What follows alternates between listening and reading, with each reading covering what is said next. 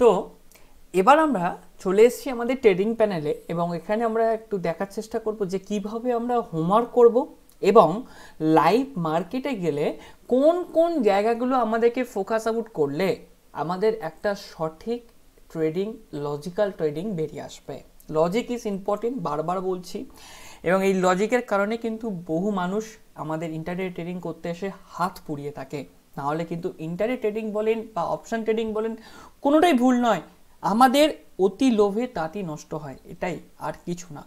দেখুন, প্রথমে আমরা কি করেছি, আমাদের অলরেডি একটা নিফটি 50 আমাদের ওয়াচ লিস্ট বানানো আছে।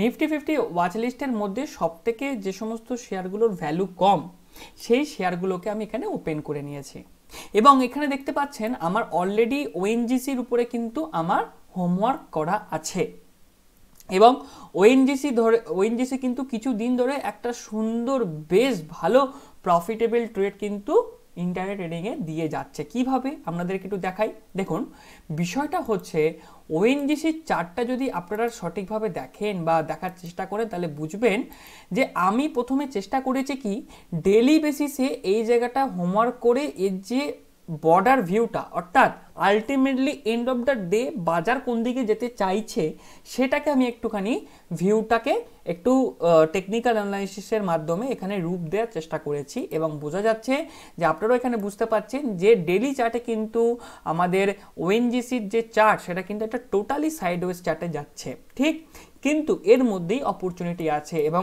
এরকম চার্ট তৈরি হলে সবথেকে ভালো প্রফিটেবিলিটি পাওয়া যায় এই ইন্টারডে ট্রেডিংয়ের ক্ষেত্রে। হ্যাঁ, আপনার একদিন লস দেবে যেদিনকে আপনার এগেনস্টে পজিশন যাবে, অর্থাৎ এখানে ধরুন ব্রেকআউট বা ব্রেকডাউন হবে, সেদিনকে আপনার এগেনস্টে যাবে সঠিকভাবে যদি স্টপ লসটা নেন।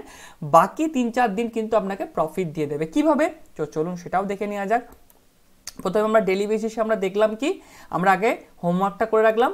4 আওয়ার বেসিসেও আমরা দেখে রাখলাম যে বাজার যখনই এই যে সাপোর্টের লাইনে থাকে তখনই আমাদের কিন্তু বাজার টাক্কার উপরে যায়, আবারও যখন উপর দিক থেকে যখন এই রেজিস্ট্যান্স লাইনে বা তার একটু উপরে যখন সে থাকে সে কিন্তু টক করে নিচের দিকে কিন্তু পড়ে যায় এবং বর্তমানে সেই জায়গাতে অবস্থান করছে।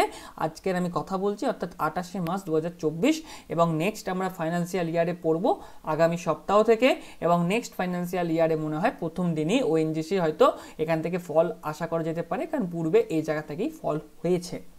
তো এটা আমরা হোমওয়ার্ক করে যাব। 1 আওয়ারে আমরা এটাকে একবার জাস্টিফাই করে নেবো যে এটা ঠিক আছে কিনা, ওই জায়গা থেকেই প্রফিটেবিলিটি যা হচ্ছে কিনা, হ্যাঁ হচ্ছে। এবার আমরা 15 মিনিটের চার্টে কি করব, ওপেন করব এবং আমরা জাস্ট ট্রেডিং আওয়ারে শুধুমাত্র এক্সিকিউশন করব এবং এই এক্সিকিউশনটা আপনারা বুঝতে পাচ্ছেন যখনই আমাদের এই চার্টেতে বা তার থেকে একটু যখন নিচেতে পাবো তখনই কিন্তু আমরা এই জায়গাটাতে কিন্তু আমরা বাই করব এবং বাই করে হোল্ড করে থাকলে আমরা ডেফিনেটলি ধরুন 20শে মার্চ যখন এই জায়গাতে এসেছিল আমাদের বাই হয়েছিল 257 টাকায় এবং সেখানে 10টার সময় আমরা বাই করেছিলাম। বাই করার পরে কিন্তু দেখা গেল এটা কিন্তু 12টার সময় 257 থেকে 262-তে চলে গেল এবং তারপরে স্টপ লস আমাদের হিট হয়ে গেল। তো এই যে আবারও দেখুন এখানে দেখাচ্ছি 19শে মার্চ 11টা 30-এ কিন্তু আমাদের বাইং হয়েছিল 257 টাকাতে, সেখান থেকে আবারও 1টা 30 নাগাদ চলে গেল 260 টাকা, অর্থাৎ 3 টাকা আমার এখান থেকে প্রফিট আমি জেনারেট করে ফেললাম।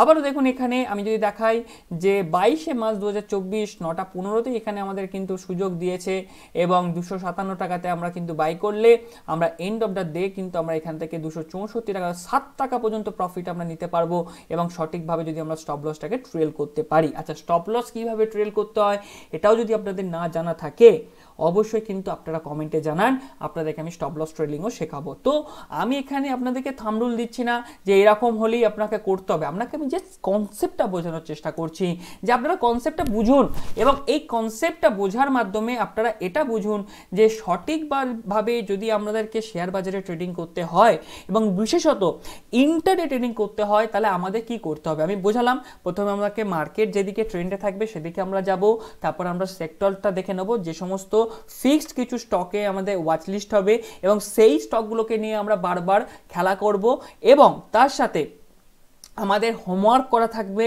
4 আওয়ার চার্টে, ডেলি চার্টে এবং 1 আওয়ারে একবার জাস্টিফাই করা থাকবে যে এই ব্রড ভিউ অর্থাৎ end of the day market কি করতে চাইছে অর্থাৎ তার যে সাইকোলজিটা উইথ লজিক আমরা বুঝে রাখবো এবং বাজারেতে আসবো, পেশেন্সের সাথে বসবো, সঠিক ফান্ড ম্যানেজমেন্ট করব, করার পরে আমরা জাস্ট 15 মিনিট চার্টে সেটাকে এক্সিকিউশন করব।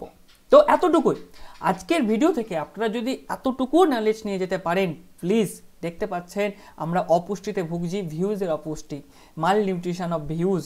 তো আপনারা কিছু আমাদেরকে খাবার অ্যাজ আ সাবস্ক্রাইব এবং লাইক করে যান, এবং আপনাদের যদি কোনো ট্রেডিং কমিউনিটি থাকে সেখানে আমাদের ভিডিওটা যদি ভালো লেগে থাকে অবশ্যই কিন্তু শেয়ার করতে পারেন। থ্যাংক ইউ, অসংখ্য ধন্যবাদ আপনি যদি এতখানি পর্যন্ত আমাদের ভিডিওটা দেখে থাকেন।